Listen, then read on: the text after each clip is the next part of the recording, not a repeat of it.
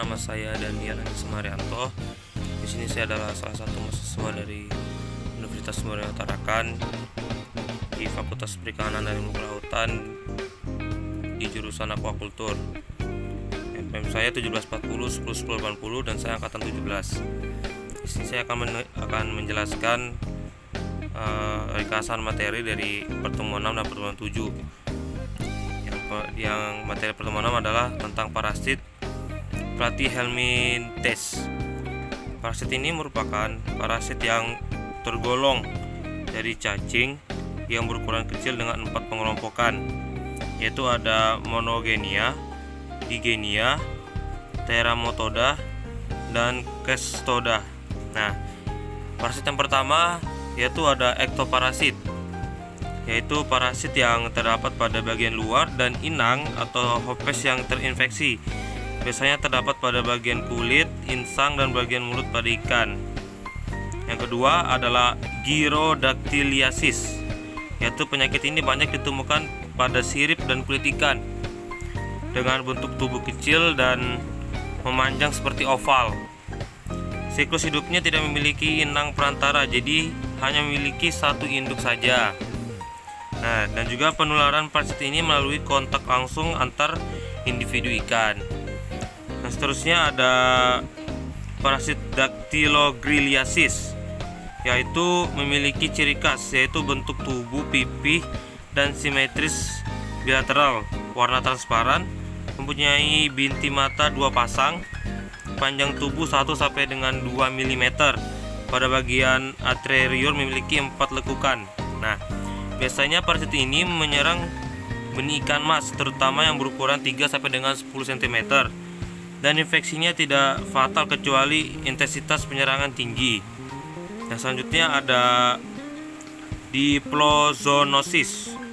Parasit ini termasuk cacing Monogenia dan sangat dikenal dengan Diplozom paradosum dengan ukuran 4 sampai dengan 5 mm. Namun ada juga yang 11 mm ukurannya. Untuk tubuh seperti X dengan 2 kepala dan 2 kaki yang menempel pada insang. Penyakit yang diakibatkan oleh parasit ini tidak terlalu berbahaya, namun tetap menimbulkan kerusakan pada insang sehingga mengganggu pernafasan. Nah, selanjutnya ada Diplostomatosis. Parasit ini digolongkan dengan cacing, termasuk dalam cacing Tremaloda. Parasit ini menginfeksi lensa mata ikan sehingga merusak lensa mata ikan, dan dalam 10 hari dapat menyebabkan kematian. Parasit ini berukuran 0,5 mm dan telur 0,1 mm dengan perkembangan 3 minggu menjadi larva. Nah, dan selanjutnya ada Dactylograliasis. Nah, gejala dari Diplothimesis adanya binti kecil coklat pada beberapa bagian tubuh dan sirip, khususnya di kulit, mata, insang, dan mulut, serta di bagian bawah lapisan otot. Nah, penularannya mirip dengan parasit Diplostomatosis melalui insang perantara, yaitu siput. Perbedaannya hanya pada telur yang ditempatkan di perairan yang dimanfaatkan oleh siput air kemudian dan dimakan oleh ikan. Jadi seperti itu. Dan ada juga parasit endoparasit, yaitu parasit yang terdapat pada bagian dalam dari inang atau hospes yang terinfeksi. Biasanya terdapat pada bagian daging, pembuluh darah, ginjal, jantung, dan hati serta organ lainnya. Nah, selanjutnya ada Sanguiniclosis. Penyebabnya adalah parasit Termatoda yang ditemukan di darah ikan. Jika terinfeksi, terlihat pada insang yang berwarna pucat dan pergerakan lambat. Nah, siput merupakan inang perantara di dalam tubuh siput larva. Berkembangnya menjadi sporosi dan cercaria. Penyakit yang diakibatkan oleh parasit ini tidak tentu berbahaya jika jumlahnya sedikit. Namun, jika banyak maka akan menyebabkan kematian. Selanjutnya ada Lithocestusiasis. Nah, ciri dari parasit ini yaitu tubuh pipi memanjang dan berbentuk seperti pita, sehingga disebut sebagai cacing pita.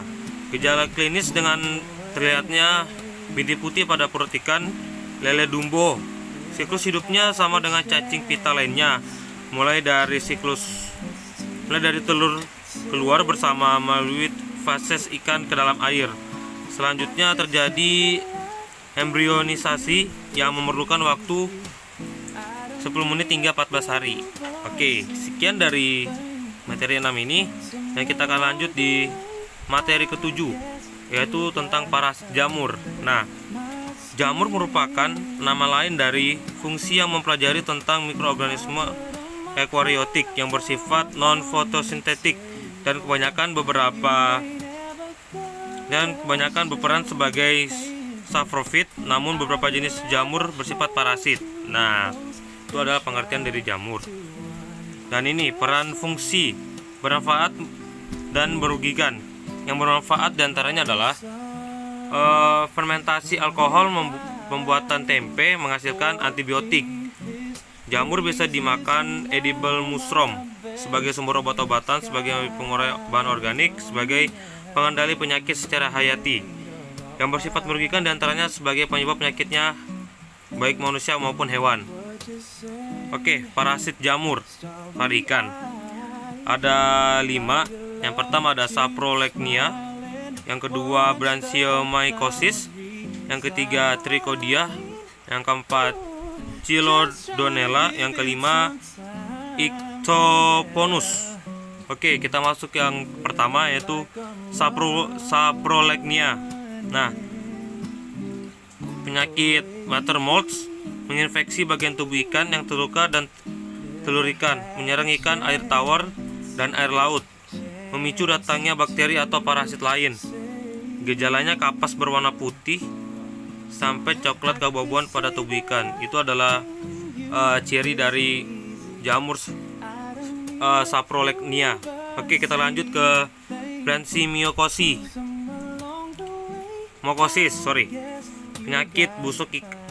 Penyakit busuk insang menyerang ketika ikan stres karena tidak dapat beradaptasi dengan lingkungannya, seperti pH rendah, oksigen rendah, populasi alga tinggi. Nah, selanjutnya menginfeksi insang ikan, dan gejalanya yaitu ikan malas bergerak, kesulitan bernapas atau tersengal, dan insang berwarna pucat dan mengeras.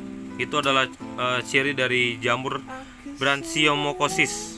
Oke, selanjutnya ada jamur Trichodia, yaitu menginfeksi kulit dan insang, menyerang ikan air tawar.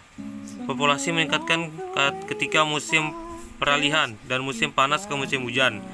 Dapat berenang bebas dan hidup di luar tubuh ikan lebih dari 2 hari. Nah, gejalanya yaitu instasi kulit, produksi lendir berlebih, insang pucat, mengap-mengap sehingga ikan sering menggantung di permukaan air.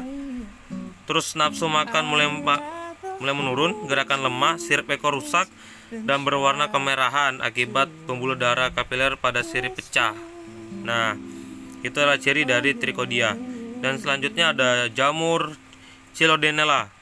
Nah, yaitu cirinya ada gerakan lambat, warna tubuh pucat ya, sebagian besar. Terus ada kulit teriritasi, bentuknya lonjong, menginfeksi permukaan tubuh atau antara epidermis dan dermias serta insangnya. Dan selanjutnya nih yang terakhir ada Ictoponus. Nah, cirinya adalah jamur ini sistematik yang menginfeksi jaringan tubuh ikan, menyerang ikan air tawar dan air laut, menyebar melalui saluran pencernaan karena spora jamur termakan oleh ikan. Nah, dan juga menyebar melalui saluran pencernaan karena spora jamur termakan oleh ikan, itu yang tadi. Terus gejalanya ada pada serangan ringan sampai dengan tidak memperlihatkan gejala. Pada serangan berat, permukaan kulit akan terlihat kasar seperti permukaan ampelas. Terus bentuk ikan dapat menjadi bengkok dan luka berwarna putih keabuan. Terdapat benjolan pada organ yang diserang. Dan juga belum ada obat yang dijual secara komersial ya. Namun perendaman dengan Malectin Green diketahui dapat menyembuhkan serangan jamur. Ikan yang terkena jamur ini akan menjadi cacat ya. Jadi sekian dari materi 6 dan 7, materi tentang parasit dan jamur. Jadi hanya ini yang bisa saya jelaskan. Semoga teman-teman yang menonton ini bisa memahami materi tentang parasit dan jamur ini. Saya Daniel Marianto mau undur diri.